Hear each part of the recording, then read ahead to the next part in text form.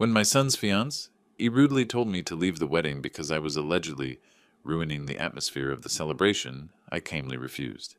Then she lied to my son, saying that I had hit her so that he would kick me out. I just smiled and replied, "I'll leave, but only with you, son." By revealing what was hidden, I shattered their illusions. The wedding was canceled. Before we continue, please subscribe to the channel and write in the comments what time it is where you are now. I pulled my truck into the country club parking lot 45 minutes before the ceremony. The spring air carried that distinctive Texas blend of cedar and fresh-cut grass, warm enough to make my suit collar feel tight against my neck. I hadn't worn this suit since Patricia's funeral 5 years ago, and the fabric seemed to remember grief better than celebration. Through the rearview mirror, I adjusted my tie for the third time. My hands were steadier than I expected. Michael was getting married today, my only son, the boy I'd raised alone after Patricia passed, now 35 and building his own life. That should have been enough to calm my nerves. But Jennifer had been living in my house for 8 months now, and something about her presence felt wrong. Not in ways I could articulate to Michael, just small things that accumulated like dust in corners nobody swept. I stepped out of the truck and walked toward the entrance. The venue sprawled across manicured lawns, all white columns and expensive landscaping. Inside, the cocktail hour was already underway. Crystal chandeliers caught the afternoon light. A string quartet played something classical near the windows. 80 or so guests clustered in small groups, champagne glasses catching the light. Jennifer stood near the bar, her phone clutched in both hands. She wore her pre-ceremony dress, something cream-colored and elegant. Her thumbs moved rapidly across the screen. When she glanced up and saw me, her expression shifted. Not surprise, not a smile. Something harder, colder. She turned her back without acknowledgement.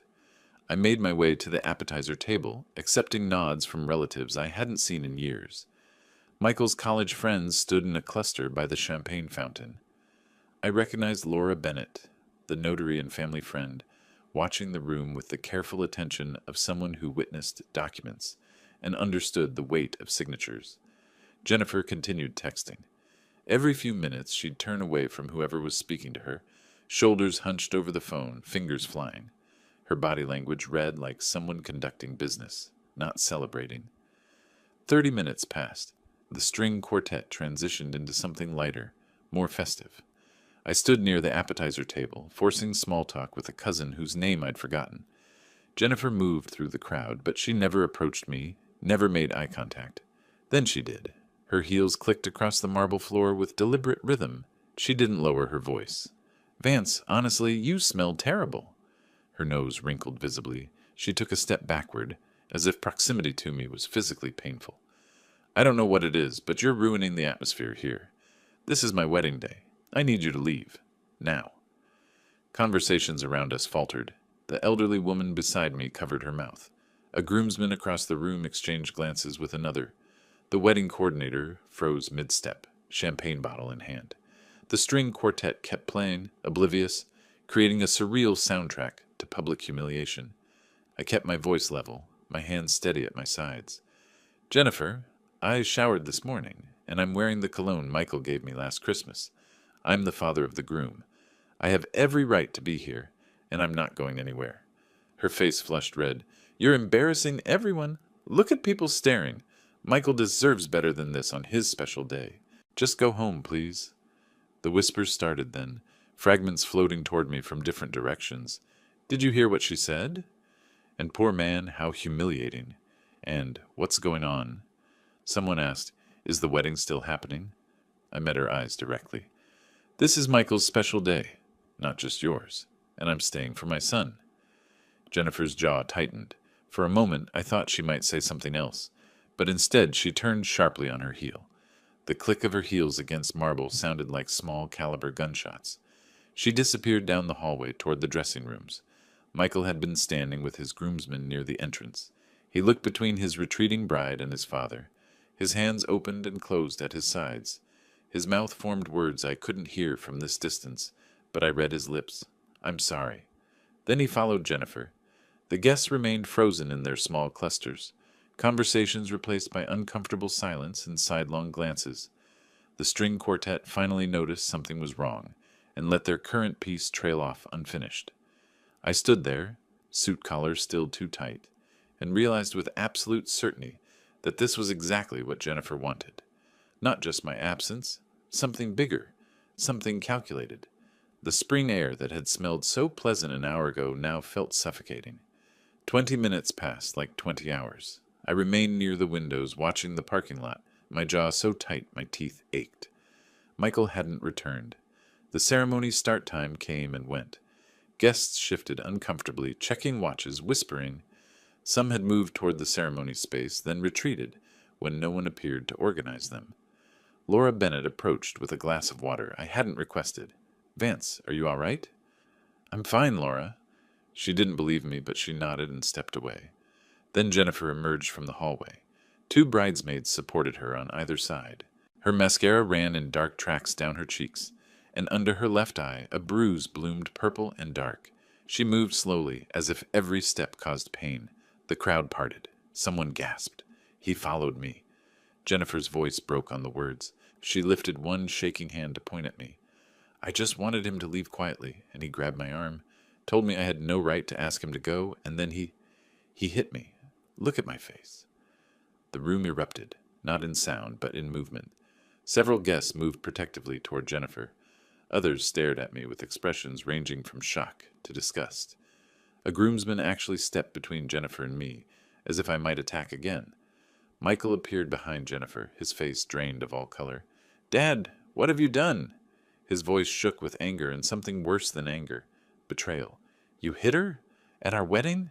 Get out. I don't want to see you right now. Just go." I didn't move, didn't defend myself, didn't raise my voice.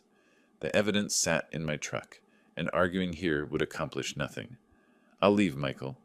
I kept my tone measured, quiet. "But only together with you, son. 5 minutes. That's all I'm asking." "Dad!" 5 minutes. Something in my voice must have reached him, because Michael looked at Jennifer, then back at me, then nodded once. He followed me through the main doors. Behind us, the buzz of shocked conversation grew louder. Outside, the evening air had cooled. The parking lot lights cast everything in sodium orange. I unlocked my phone with steady hands and pulled up the video file. "This better be good, Dad. Jennifer's in there crying because you—" "Watch this," I interrupted him, holding out the phone. "Then you tell me who's lying." Michael took the phone. The screen showed our front entryway, timestamp from the previous night, 11:47 p.m. Jennifer appeared on screen, then a man, not Michael. They kissed, not a greeting kiss, the kind of kiss that told stories about what came next. Michael's face went slack. When was this?" "Last night. The detective has been following her for 3 months. There are more photos." I swiped to the gallery. Photo after photo. Jennifer and the same man, I'd learned his name was Brian, at restaurants, entering hotels, sitting in his car outside coffee shops. Each photo dated and time-stamped. 3 months of documentation. Michael watched himself get engaged in these photos' timeline. Watched himself plan a wedding while his fiancée, he built a separate life. "I installed cameras 4 weeks ago," I said quietly, when I started noticing things. "The detective is named Raymond Cole. He's been thorough." Michael's hands trembled as he held the phone. He watched the entryway video again. The timestamp glowed in the corner. 11:47 p.m., less than 24 hours before his wedding. He handed the phone back without speaking and walked toward the venue entrance. I stayed by the truck and watched him disappear inside. 3 minutes later, I heard the change in the crowd noise. Not the shocked buzz from before, but something sharper, more confused. Michael's voice carried through the open doors, not shouting, but somehow worse, quiet enough that people had to stop talking to hear. "Who is Brian, Jennifer?" Silence. Then Jennifer's voice, defensive. "What? Michael, what are you talking about? Your father is obviously trying to—" "I saw the video." Michael's voice cut through her words like a blade through silk. "From our house, last night. Who is Brian?" I couldn't see them from where I stood, but I could imagine Jennifer's face, the calculations happening behind her eyes. She hadn't known about the cameras, hadn't known about Raymond Cole and his 3 months of photographs. She'd built her scheme on the assumption that I was simply an obstacle, not an adversary. The sounds from inside changed again. Movement, raised voices, confusion. The wedding coordinator appeared in the doorway, cell phone pressed to her ear, looking stricken. Guests began trickling out, first a few, then more. They walked quickly to their cars, not meeting my eyes, probably wondering what kind of family drama they'd witnessed. Laura Bennett emerged and paused beside my truck. Vance. Just my name, but it carried weight. Laura, the wedding's off. He's in shock. Jennifer left through the back. She's claiming you doctored the video somehow, but no one's listening. They're all leaving. I nodded. Where's Michael? Still inside, sitting in one of the ceremony chairs, just sitting. I should go to him. Give him a few minutes. He needs to process. She touched my arm briefly. I'm sorry this happened, but I'm glad you had evidence. Without it, I'd be the man who hit his son's bride at their wedding. The story would have been written, permanent as scars. Thank you, Laura. She nodded and walked to her car. I stood in the parking lot as the venue emptied, watching strangers leave with stories they'd retell for years. The country club lights blazed against the darkening sky, illuminating empty tables set for celebration, champagne going flat in abandoned glasses. This was only the beginning. Jennifer hadn't just been having an affair. She'd manufactured that bruise, planned that accusation with theatrical precision. She'd wanted me arrested, wanted Michael completely isolated from me, which meant whatever she was planning went deeper than infidelity. I needed more than photos now. I needed a strategy, legal counsel, documentation of everything. Because Jennifer Hayes had just declared war, and she'd done it in front of 80 witnesses. The difference was she didn't know I'd been preparing for battle since the day I first suspected the truth. I spent the night at a roadside motel off Highway 71, the kind with thin walls and a neon sign that buzzed like a dying insect. Sleep came in fragments. Every time I closed my eyes, I saw Michael's face in that parking lot, watching the video, understanding that his entire relationship had been built on lies. The next morning, I drove home. Mid-morning sun turned the asphalt soft. My house sat in Lakeway, a neighborhood where retired engineers like me could afford something solid after 40 years of work. Patricia and I had bought it in 1998. The mortgage burning ceremony had been one of our last celebrations before cancer took her. Jennifer's car occupied the driveway. I sat in my truck, hands on the steering wheel, processing this. She should have been gone, packed and fled in shame after being exposed in front of 80 witnesses. Instead, her silver sedan sat there like a declaration. The front door was unlocked. I found Jennifer in the living room on the couch, my couch, with coffee scrolling through her phone. She didn't stand when I entered, didn't even look up immediately. You need to pack your things and leave. Today. She glanced up then, and her expression held no trace of yesterday's tears or victimhood, just calm, almost amusement. I don't think so, Vance. I've lived here for over a year. I have tenant rights. You can't just throw me out. Tenant rights? You're not paying rent. You're Michael's guest, and he's not here anymore. Jennifer set her phone down deliberately. Michael is a co-owner of this property. I'm his guest, and he invited me to stay. You'll need a court order to remove me, and that takes months, maybe longer. Co-owner. The word landed like a punch. I walked to my home office, past the photos of Patricia on the walls, past Michael's childhood drawings I'd never taken down. My hands shook as I pulled the file cabinet open, found the property documents I hadn't examined in years. There it was, the deed. My name? Yes. But beside it, Michael Anthony Jenkins. Joint tenancy. 50-50 ownership. I remembered now. 3 years ago, Michael's business venture had failed. Some tech startup that burned through investor money and left him owing $45,000. I'd helped him, sold some stocks, gave him the cash, told him to rebuild carefully. His accountant, some kid fresh out of business school, had suggested this arrangement. Tax optimization, he'd called it. Estate planning benefits. I'd signed without much thought. Michael was my son. The house would be his eventually anyway. Now that decision trapped me. I called Michael 17 times that afternoon. Each attempt went to voicemail. On the 18th try, he answered, Dad, I can't do this right now. I'm at a hotel. I need time to think. Don't call me for a while. Traffic noise behind his voice. He was driving somewhere, anywhere, just moving. Michael, we need to talk about the house, about what happens next. I don't care about the house right now. I can't. The line went dead. I sat at my kitchen table, the same table where Patricia and I had eaten breakfast for 17 years, and opened my laptop, methodical. That's how I'd solve problems for 4 decades as a civil engineer. Break them into components, find solutions, build systematically. Attorney searches, reviews, specializations. I made calls, explained situations briefly, scheduled consultations. By 4 in the afternoon, I had an appointment with Patricia Morgan for the next morning. Family law specialist, strong reviews, office downtown. At 7, my phone rang. Raymond Cole, the detective. Mr. Jenkins, I found something else. Brian Mitchell, the man in your footage, he's a realtor. Licensed, but he's got a record. Fraud charges, 2015. Served 18 months, got out on probation. I stood and walked to the window. Jennifer's car still sat in my driveway. A realtor, with my house deed showing joint ownership. That's not coincidence. No, sir, I don't believe it is. Want me to keep digging? Yes. Everything you can find on Brian Mitchell. Who he associates with. What properties he's handled. Any complaints or investigations. And Jennifer. Dig into her background before she met Michael. Something tells me this wasn't spontaneous.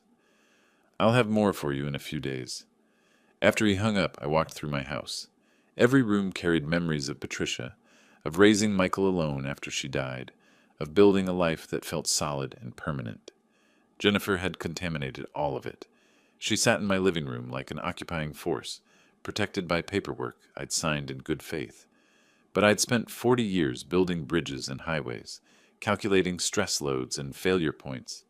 I knew how to identify weaknesses in structures, and every structure, no matter how solid it appeared, had vulnerabilities. Jennifer thought she'd won because she had legal protection. She thought Michael's silence gave her leverage. She thought I was just an old man who'd lost his son's trust. She hadn't considered that I'd been planning since the first time I noticed her texting at midnight, claiming work emergencies. She hadn't known about the cameras, the detective, the 3 months of evidence I'd already gathered. This was just beginning, and I had patience that came from decades of watching concrete cure, waiting for materials to arrive, letting time work in my favor. Jennifer wanted months of legal battles. I'd give her exactly that. But every day I'd be building my case, finding every crack in her scheme, documenting everything. Engineers don't rush. We measure twice, cut once. We build to last.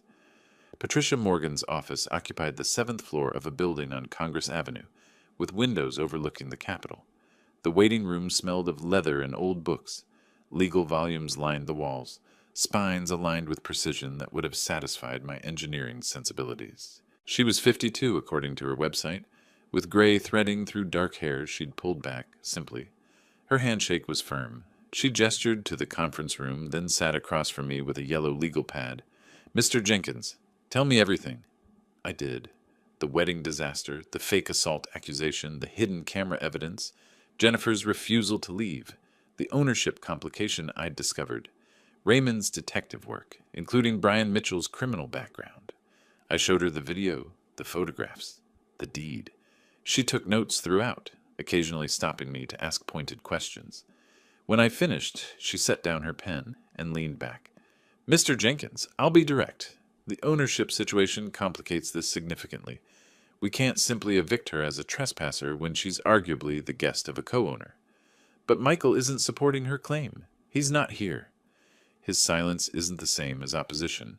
In court, her attorney will argue that permission given previously still stands until explicitly revoked, and Michael would need to be the one revoking it. I felt the weight of that reality settling. What about the assault lie? She accused me in front of 80 people. Patricia leaned forward. That's our strongest angle. Defamation with multiple witnesses. If we can prove she fabricated the bruise and the claim, we establish a pattern of deception. It won't get her out immediately, but it damages her credibility for everything else. How do we prove it? Witnesses. Timeline. The venue likely has security cameras. I'll subpoena that footage. And you said there were people who can confirm your location? Laura Bennett. She's a notary, family friend. She saw me by the windows when Jennifer came back with that bruise. Several others saw me too. Patricia made notes. I'll need their contact information. We'll build a timeline proving you couldn't have attacked her. Within 3 days, she'd filed 2 motions. One sought to evict Jennifer as an unauthorized long-term guest whose implied invitation had expired. The second was a defamation suit based on the false assault accusation. Her paralegal handled the courthouse filings while Patricia contacted witnesses. Laura Bennett agreed immediately when I called her. "Vance, of course I'll testify. You were standing by the windows when she came back out. I saw you there the whole time. That girl manufactured that bruise somehow." 3 other guests, 2 of Michael's college friends and a cousin from Patricia's side of the family, also agreed. They'd all seen me in the cocktail area. The timeline made Jennifer's accusation impossible. Then Jennifer struck back. A process server arrived at the house on a Thursday afternoon. I was in the kitchen when the doorbell rang. Before I could reach it, Jennifer opened the door, accepted an envelope, and turned to me with a slight smile. "This is for you." She handed me the papers. Counter motion claiming verbal agreements with co-owner Michael Jenkins for indefinite residency. Countersuit against Vance Jenkins for harassment, emotional distress, and creating a hostile living environment. Attorney Marcus Webb, specializing in tenant rights. "The law protects residents, Vance. Even ones you don't like.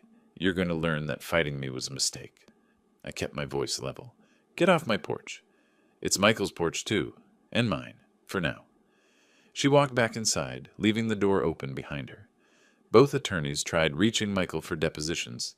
He responded through emails, brief, cold messages that cut deeper than any argument. I won't be giving depositions or testimony for either side. Jennifer lived there with my permission. Beyond that, I have nothing to say. Leave me alone. I read those words 3 times, sitting at my laptop. My son reduced to digital distance, too hurt to engage, too overwhelmed to choose sides, confirming just enough to complicate everything. Patricia called me back to her office 2 weeks after our initial meeting. The view from her conference room showed evening traffic crawling down Congress Avenue. "I want you to understand what we're facing. Best case scenario, we get a hearing in 6 weeks. More likely it's 8 to 10. Then there's discovery, possible continuances, appeals. You're looking at months of her living in your house. Months, possibly longer. Texas law favors established residency. She's been there over a year. That matters." I watched the traffic below. All those people heading home to their normal lives, their uncomplicated domestic situations. What are our chances? Patricia's expression remained professional, but I saw the honesty behind it. The defamation case? Strong. We have witnesses, timeline, evidence of fabrication. We'll win that. The eviction? Much harder. Marcus Webb is good at what he does. He'll argue tenant protections, verbal agreements, Michael's co-ownership. Even without Michael's active support, his written confirmation that Jennifer lived there with permission gives her legal standing. So she stays while we fight. Unless Michael explicitly revokes her permission and testifies to that effect. Without his participation, we're navigating around a central figure who won't engage. I thought about Michael in some anonymous hotel room, or maybe back at work trying to function through heartbreak. He'd lost his fiancée, to betrayal. He'd learned his father had been investigating her for months without telling him. He'd watched his wedding become a public spectacle of lies and exposure, and now both sides needed him to take a position when all he wanted was distance from the wreckage. "Then we proceed without him," I said. "Document everything Jennifer does, every interaction, every expense she incurs, every day she occupies my property. Build the case piece by piece." Patricia nodded. "That's exactly what we'll do. This is going to be a war of attrition, Mr. Jenkins. She's counting on you giving up, settling, maybe even selling the property and splitting proceeds. She wants you worn down." I stood, gathered my copies of the legal filings. I built infrastructure for 40 years, highways that carry millions of cars, bridges designed to last a century. I understand long-term projects. At the door, I turned back. One more thing. The detective found that Jennifer's boyfriend is a realtor with a fraud conviction. That's not coincidence. There's a bigger scheme here. Keep looking. Patricia made a note. "I will, and Vance, document everything. Everything she says, does. Every person who visits. You're building evidence for months from now. I drove home in darkness, knowing Jennifer would be there, occupying my space, confident in her legal protections. But confidence built on deception always had cracks, and I'd spent a lifetime learning how to find them. 3 weeks into the legal battle, my phone rang while I was reviewing property tax records at the small apartment I'd rented near downtown. Raymond Cole's number. Mr. Jenkins, I've got something. It's bigger than we thought. Jennifer and Brian weren't just having an affair. They were running a real estate scam, and your house was the target. 20 minutes later, I sat across from Raymond in a coffee shop in South Austin, far from anywhere Jennifer might be. He'd chosen a corner booth away from other patrons. 2 cups of black coffee steamed between us, both untouched. Show me. Raymond slid a manila folder across the table. Phone records, legally obtained through court order. Read the conversation from April 15th. That's 6 weeks before the wedding. I opened the folder. Transcripts. Pages of them, organized by date. Each conversation between 2 phone numbers identified as belonging to Jennifer Hayes and Brian Mitchell. My hands tightened on the paper as I began reading. April 15th, 11:47 p.m. Jennifer. Michael's completely on board with the house being joint ownership. He actually thinks he's helping his dad with taxes. The old man has no idea we're setting up the biggest payday of our lives. Brian. And he'll go along with selling? You're sure? Jennifer. I can convince Michael to do anything. Once we're married, I'll give it 6 months. Then start talking about how we need our own place. How his dad's house has too many memories. Brian. Michael doesn't suspect a thing. This is going to work perfectly. I flipped through more pages. Conversation after conversation, spanning 4 months. Discussion of market values. Appraisal timing. How to present the sale to Michael as financially smart. Jennifer laughing about how sweet and trusting Michael was. Brian outlining how his LLC would handle the purchase, then flip the property within weeks. My jaw worked silently. I went back, reread sections, my engineering mind cataloging the evidence methodically. This wasn't passion or poor judgment. This was premeditation, calculation, industrial scale betrayal. They planned this for months. My voice came out tighter than I intended. The whole relationship was a setup. Raymond leaned forward. Years, actually. Jennifer targeted Michael specifically. She researched your property records, knew about the joint ownership arrangement, knew the house was paid off. This wasn't random. He pulled out another document, a property appraisal, professional, detailed, commissioned by Raymond himself through the detective agency. Your house is worth $680,000. The planned sale price to Brian's shell company, Lone Star Property Solutions, LLC, was going to be $425,000. They'd present it as a quick sale to avoid capital gains complications. I did the math automatically. $255,000. That's what they planned to steal from my son, from me, from everything Patricia and I had built. How did you get the court order for phone records? I took what we had, the affair evidence, Brian's prior fraud conviction, the pattern of similar transactions in his business history, and filed an affidavit with a judge. Probable cause for criminal conspiracy. Took 2 weeks to process, but it came through. I gathered the papers carefully, making sure nothing would crease or tear. Evidence, proof, not speculation or suspicion, but documented conspiracy. I need to see Patricia immediately. Raymond nodded. I figured. I already sent her copies. She's waiting for your call. I left my coffee untouched and drove straight to Patricia's office. Her secretary tried to intercept me. Mr. Jenkins, she's with a client. But Patricia saw my face through her office window and waved me in. We spread everything across her conference table. The original detective report, the video evidence from my hidden camera, the phone transcripts, the property appraisal, Brian's business records showing multiple similar frauds over the past 5 years.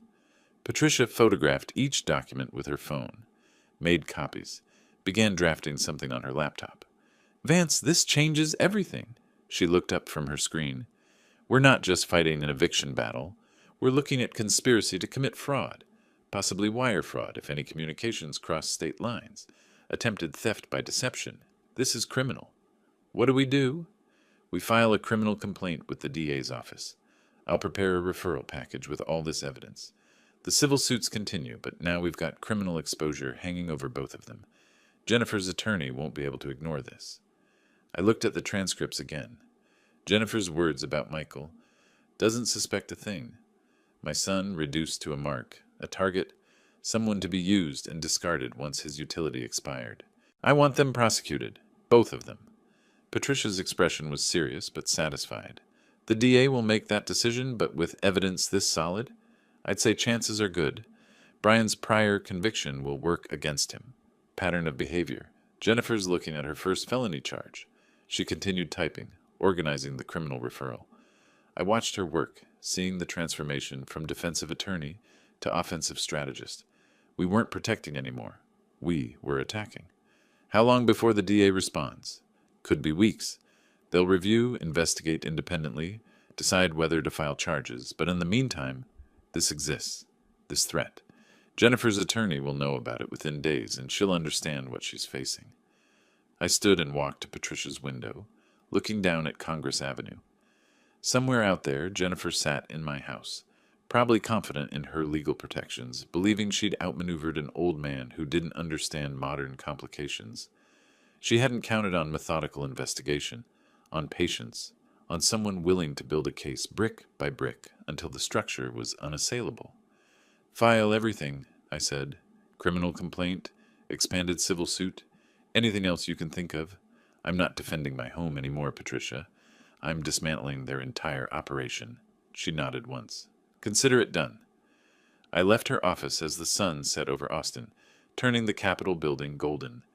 Tomorrow, Jennifer would learn that the walls were closing in, that her confident legal position had just become a potential felony prosecution. And somewhere, in whatever hotel he'd isolated himself in, Michael remained unaware that his entire relationship had been nothing but an elaborate theft scheme. That hurt worse than anything Jennifer had done to me. But truth had its own timeline, and I'd learned long ago that some structures took years to build properly. 2 days after Patricia filed the criminal complaint referral with the Travis County District Attorney's Office, Jennifer's attorney must have noticed the increased legal activity.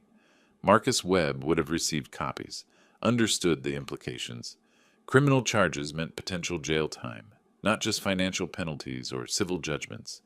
Jennifer needed protection. She needed Michael.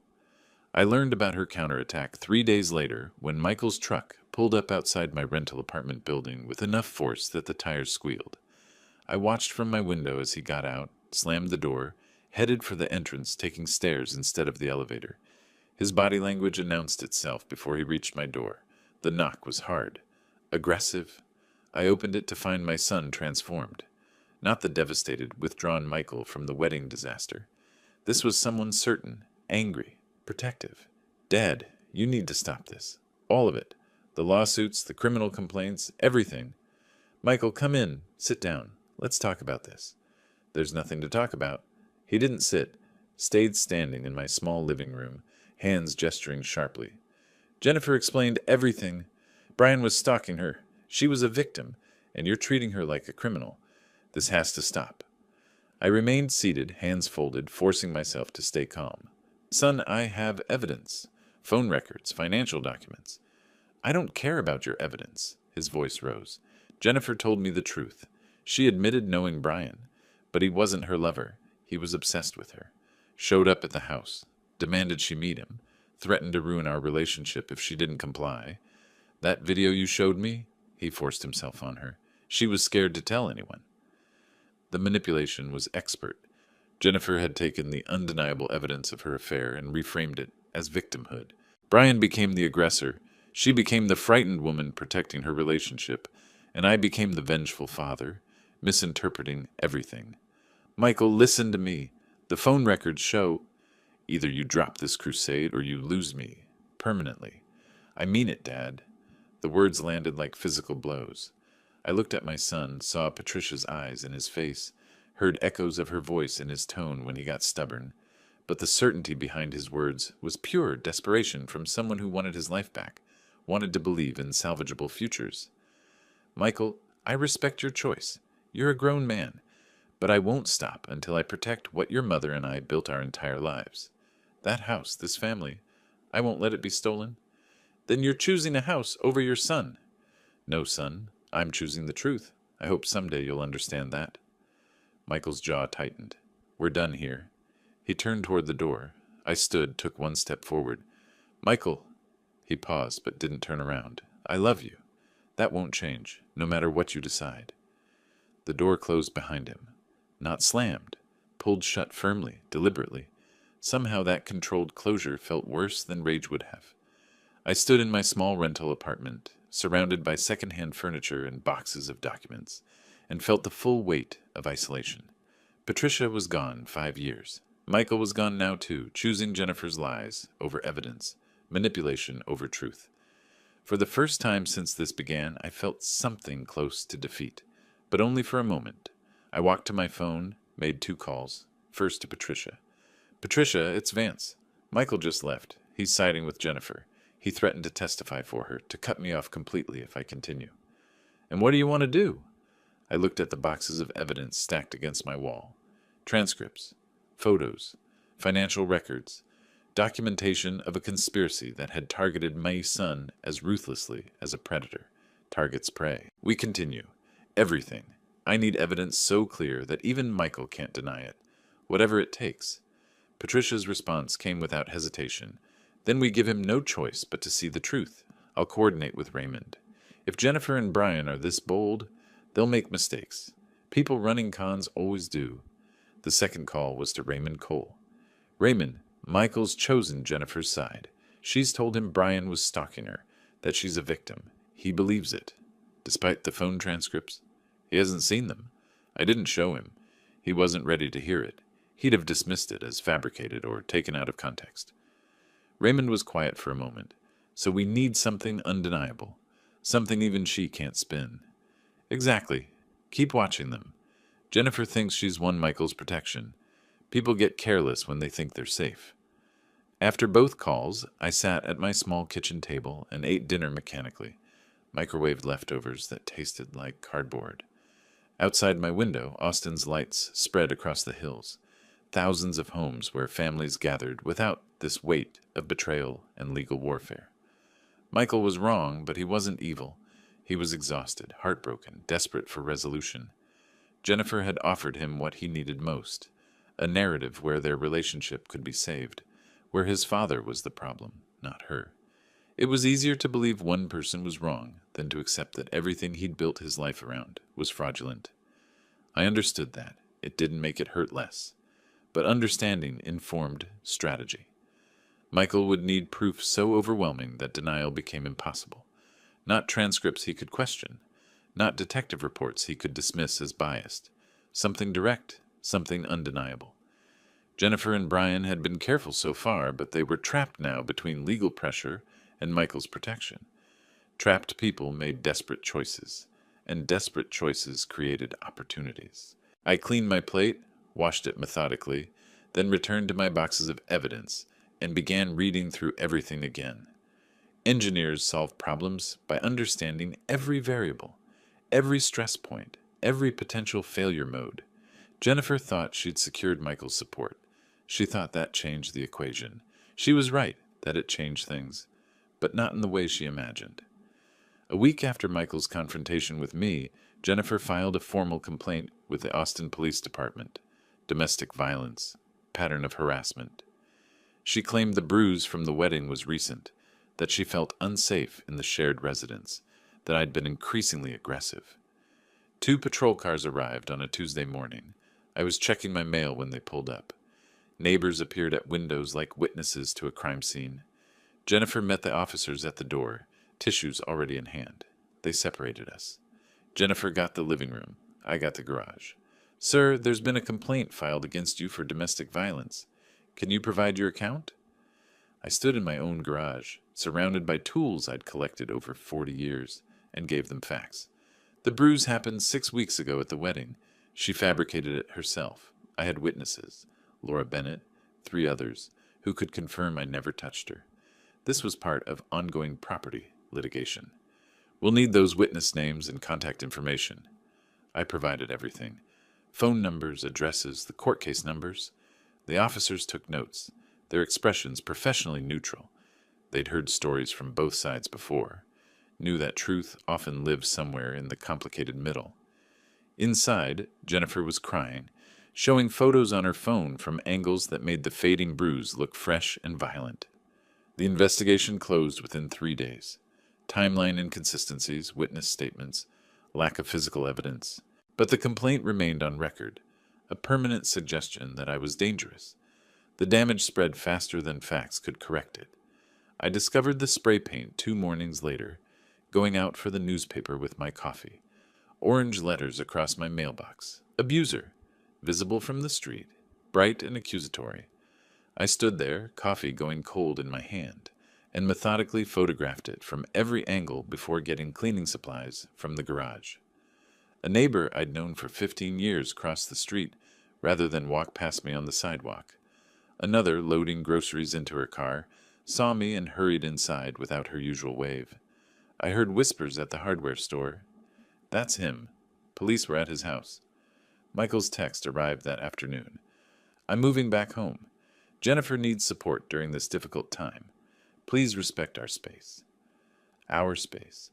My home for 30 years, where Patricia and I had raised him, where her pictures still hung on walls, had become our space, shared with the woman trying to destroy me.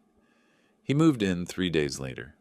I watched from my bedroom window as his truck backed into the driveway, as he and Jennifer carried boxes inside, laughing about something, touching each other's arms with easy affection. He never looked up at my window. For 2 weeks, I attempted cohabitation.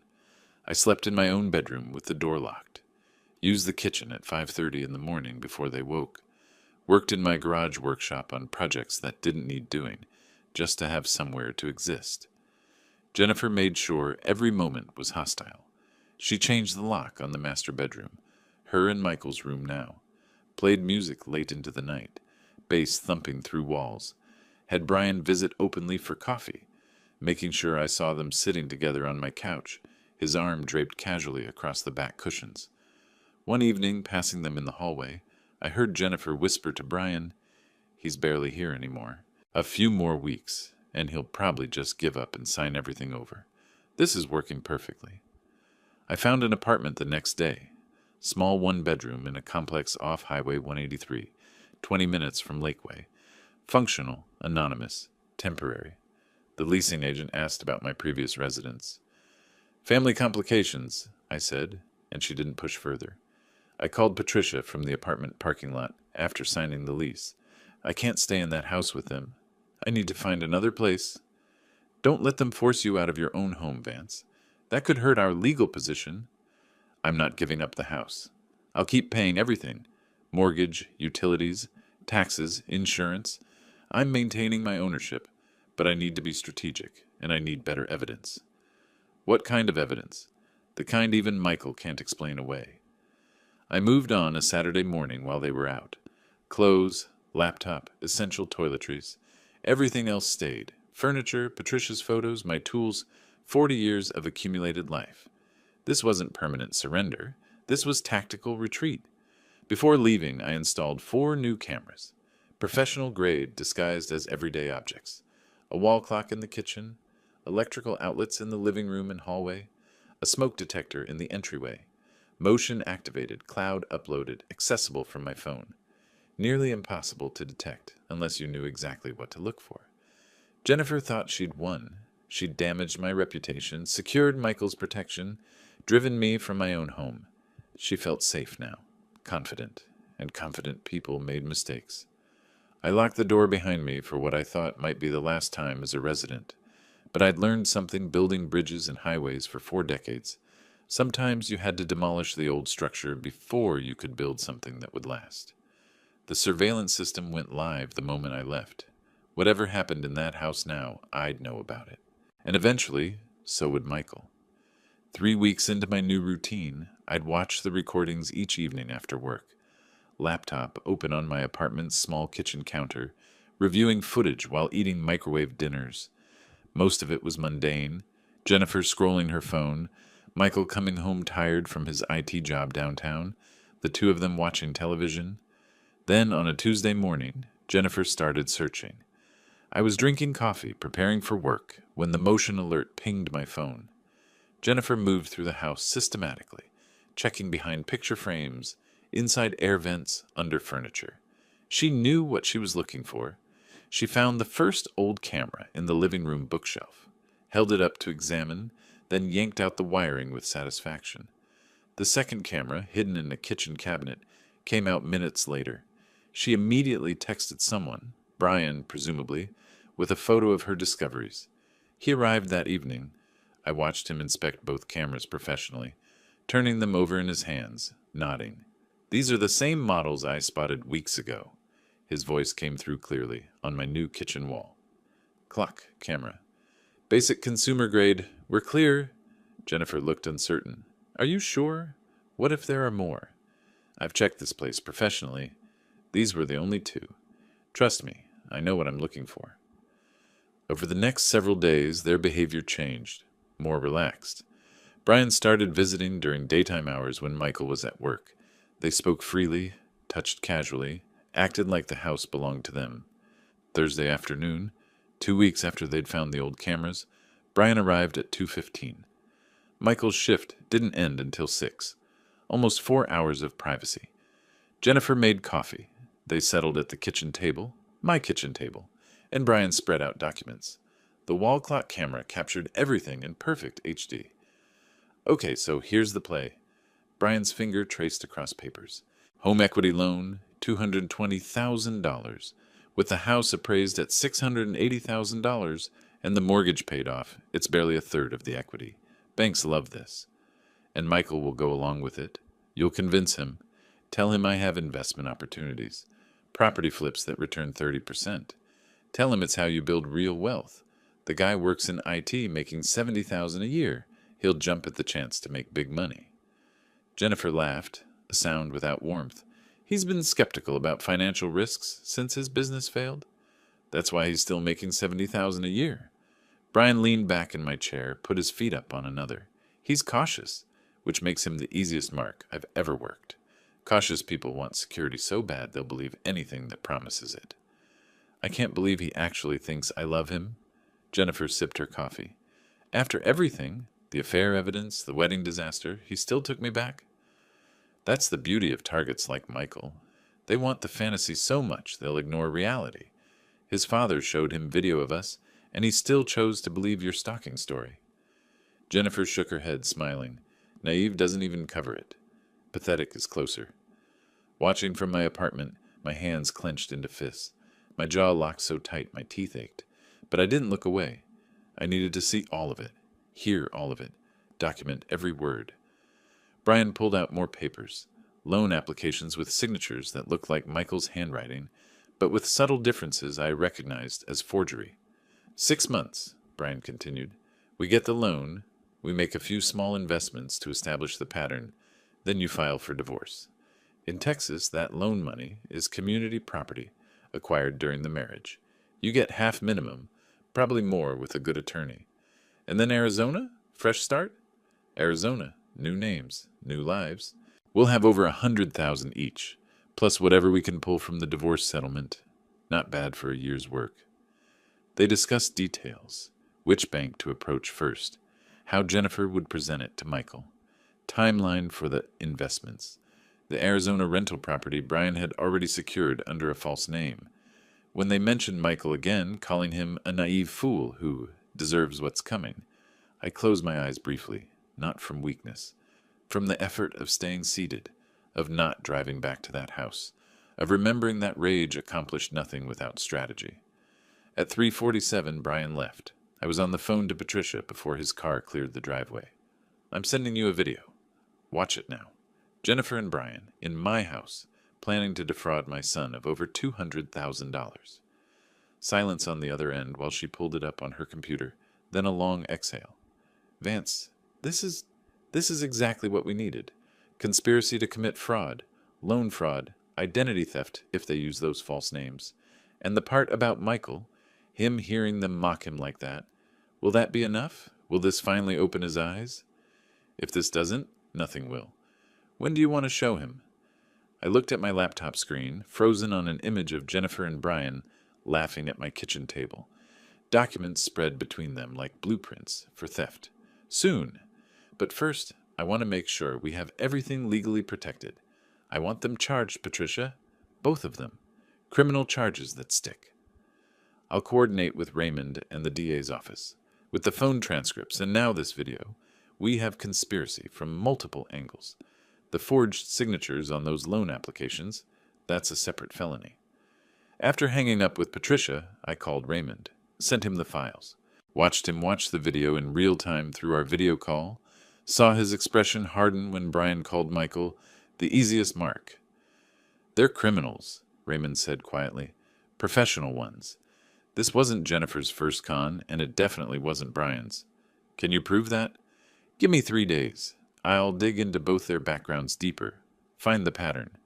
People like this don't suddenly start with a scheme this sophisticated. I saved the video to 3 separate cloud services, downloaded copies to 2 external drives, took screenshots of the most damning moments, Jennifer's face as she laughed about Michael thinking she loved him, Brian's casual contempt, the forged loan applications visible on the table. Evidence?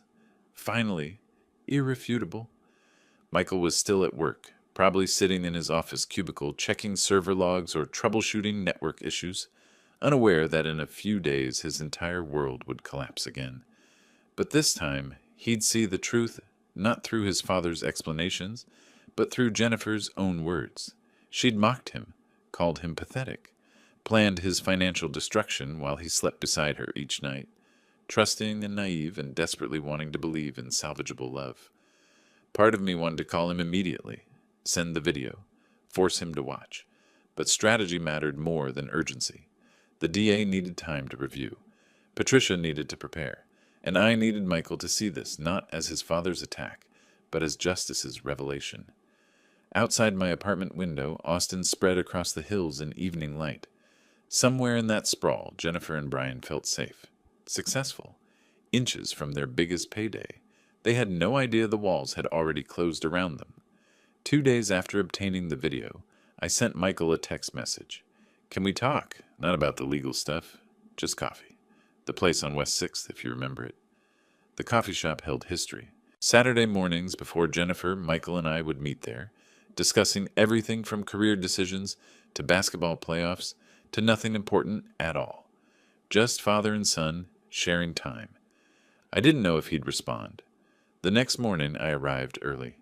Chose the booth by the window, the one we always used. Ordered 2 black coffees before he arrived. The way we both drank it. No sugar, no cream. Checked my watch repeatedly. 9 o'clock became 9:15. Maybe he wouldn't come. Then he appeared in the doorway. He looked terrible. Dark circles under his eyes, weight loss visible in his face and neck. He spotted me, hesitated, then crossed the room and slid into the booth without speaking. I wasn't sure I'd come, he said finally. I'm glad you did. How are you? He laughed bitterly. That's a complicated question. Work is fine. Everything else? He trailed off, staring at his coffee. We talked carefully for 10 minutes. His latest project at work, a server migration that was causing headaches. The heat wave, traffic on I-35. Everything safe, everything meaningless. Then I placed my tablet on the table between us. Before you say anything, just watch this. Please. After you've seen it, if you want to leave, I'll understand. But you need to see it. I'd queued up the video, volume adjusted just loud enough for him to hear, but not for other patrons. I pressed play and turned the screen toward him. His face went through stages as he watched. Confusion first. Jennifer and Brian at the kitchen table. Documents spread between them. Then recognition as he understood what he was seeing. Horror when Brian mentioned the home equity loan amount. Jennifer's voice came through clearly. The guy works in IT, making $70,000 a year. He'll jump at the chance to make big money. Brian's response. That's why he's still making $70,000 a year. He's cautious, which makes him the easiest mark I've ever worked. Michael leaned forward, intent, as if proximity to the screen might change what was happening. Then Jennifer laughed, that particular sound that would haunt him, and said, I can't believe he actually thinks I love him. His hand trembled. His coffee cup rattled against the saucer, but he kept watching. When the video ended, silence. Michael stared at the blank screen for what felt like a full minute. I didn't speak, didn't push, just waited. When was this? His voice came out hoarse. Thursday afternoon, 4 days ago, while you were at work. She's been in my bed every night since then. He spoke more to himself than to me, smiling at me, kissing me, planning to rob me. I'm sorry, son. I'm so sorry. He pulled out his phone with shaking hands, scrolled through messages, turned the screen toward me. A text from Jennifer, sent yesterday. Brian mentioned some investment opportunities. Maybe we should talk about that home equity loan again. Could be our chance to really build something. She's actually doing it, Michael said. Everything they said on that video. She's doing it right now. What do you want to do? He looked at me then, really looked at me for the first time in weeks. What do I do, Dad? Tell me what to do. We can take this to the police right now, file formal charges. Or you can go home, confront her yourself. But if you confront her first, she'll deny everything, maybe destroy evidence, probably disappear. We need to act legally, immediately, if we're going to stop this. Michael set his phone down carefully. She called me pathetic, called me an idiot. She never loved me at all. No, son, she didn't. I'm sorry, but no. He sat there, processing, rebuilding his entire understanding of the past 2 years. Every memory now suspect. Every moment recategorized as manipulation. Let's go to the police, he said finally. I'll give a statement. I'll testify. Whatever you need. We left the coffee shop together, drove in separate vehicles to Patricia's office downtown. She was waiting. I'd called ahead, told her Michael might be coming. Her conference table was already prepared with documents. Michael, I need you to confirm a few things for the record. Patricia's voice was professional, but kind. Did Jennifer discuss taking a home equity loan on the property? Yes, multiple times. She said Brian had investment opportunities that could return 30%. She made it sound like a smart financial move. And did you agree to this loan? No. I was considering it, but something felt off. I kept delaying. Now I know why. She was setting me up. Patricia took detailed notes, had Michael sign affidavits, prepared witness statements. Then we drove to the police station's fraud division. Raymond Cole met us there, guided us to an interview room with a recording device on the table. Mr. Jenkins, in your own words, describe your relationship with Jennifer Hayes and when loan discussions began. Michael spoke clearly, his IT professional's mind organizing information even under emotional stress. He described meeting Jennifer 2 years ago, her moving in, the gradual introduction of Brian as a financial advisor, the increasing pressure about the loan. Did she mention Brian Mitchell specifically in relation to these investments? Yes. She positioned him as a successful realtor with great contacts, someone who could help us build wealth. She made him sound professional, credible. Not, Michael paused, not what he actually was. The statement took an hour. When we emerged, Raymond pulled me aside. The assistant DA is reviewing everything now. Your video, the phone transcripts, Michael's testimony. With Brian's prior conviction and probation violation, we've got him solid. Jennifer, too. By end of day, Raymond called. We got approval. Arrest warrants for both of them. Brian Mitchell for conspiracy to commit fraud, attempted identity theft, and violation of probation. Jennifer Hayes as accomplice. Plus, we're adding charges for the false assault report from the wedding. I sat in my truck in the police station parking lot after everyone left, watching the sunset over Austin. Michael had driven back to work to finish his day. He said he needed normalcy, needed to think. My phone buzzed. A text from Michael. Thank you for not giving up on me. I typed back, You're my son. I wasn't giving up on you. Not ever. Justice was coming. But more important than any legal victory, more valuable than the house or money or vindication, I had my son back. The next morning, 2 Austin police officers arrested Brian Mitchell at his real estate office on North Lamar Boulevard. Raymond called me with the details. We got him this morning. Clean arrest. When we mentioned the probation violation, he went white. He knows what that means. Real prison time. And Jennifer? Officers are heading to the house now. Michael's at work. He won't have to see it. Jennifer tried her usual tactics when detectives arrived that afternoon. I heard about it later through Raymond. The tears, the claims of being a victim, the attempt to manipulate. But these officers had watched the video evidence. They'd seen her mock Michael, heard her plan the fraud. Ma'am, we have video evidence of you planning to defraud your fiancé of over $200,000. You need to come with us now. She was booked and released on bond that evening, but the legal momentum had shifted irreversibly. Patricia filed an emergency eviction order. Within a week, a judge granted it. 2 weeks after the arrests, a Travis County constable supervised Jennifer's removal from my property. I stood in the driveway with Patricia beside me as Jennifer emerged with 2 suitcases and a backpack. Everything she'd arrived with 2 years ago. The expensive clothes, jewelry, all the possessions she'd accumulated were gone, sold to pay her defense attorney. She looked at me with pure hatred, but said nothing. The constable ensured she left without incident. Her car disappeared down the street, and the house was mine again. The legal proceedings stretched through spring into summer. Brian, facing overwhelming evidence and a probation violation, pleaded guilty in May. 3 years in state prison. His prior conviction and the recorded conspiracy left him no defense. Jennifer fought longer, but eventually accepted a plea deal in July. 2 years probation, 200 hours community service, $15,000 restitution for my legal fees, permanent restraining order. The defamation suit settled separately.